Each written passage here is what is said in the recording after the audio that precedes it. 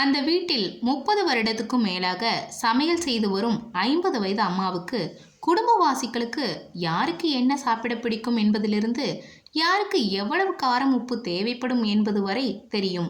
எனவே வைத்தியருக்கு அந்த வீட்டில் அவசியமில்லாமல் இருந்தது. இத்தனைக்கும் அந்த அம்மா சமையல் பற்றி வெங்கடேஷ் பட்டிடமோ செஃப் தாமுவிடமோ சமையல் கற்கவில்லை. ஆனால் நலபாகத்தில் கை தேர்ந்தவராய் இருந்தார். சமைப்பது எப்படி? புத்தகம் கையில் இருக்காது. ஆனால் என்னென்ன சமைக்க சொன்னாலும் சூப்பராய் செய்து அசத்தி விடுவார். கையில் செல்போன் இருக்கும். ஆனால் யூடியூப் பார்த்தெல்லாம் சமைக்க மாட்டார்.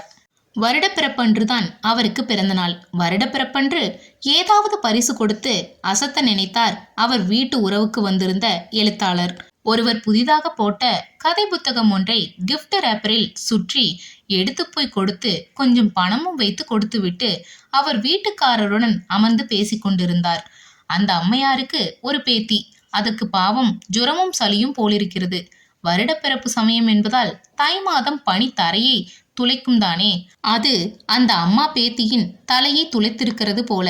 ஹச் ஹச் என அடுக்கு தும்பல் போட மூக்கு ஒழுகியது. அதிர்ந்து போன அந்த சமையல்கார பாட்டி இவர் கொடுத்த புது புத்தகத்தின் நடுப்பகுதியை ரண்யவதம் செய்து குழந்தையின் ஒழுகும் சளியை துடைத்து தூக்கி போட்டது. நடுவுல கொஞ்சம் பக்கத்தை காணோம் தான். இவர் அதிர்ந்து போய் அந்த அம்மாவின் செல் நம்பருக்கு தன் வருத்தத்தை மெசேஜாய் அனுப்ப அதை பார்த்தவர் சொன்னார், ஐயோ, அந்த அம்மாவுக்கு எழுத படிக்கவே தெரியாதே. தெரிந்திருந்தால் அவரே பலருக்கும் சமைப்பது எப்படின்னு புத்தகம் எழுதி பிரபலமாக இருப்பாரே. பலர் கதைகள் இப்படித்தான் கந்தலாகின்றன.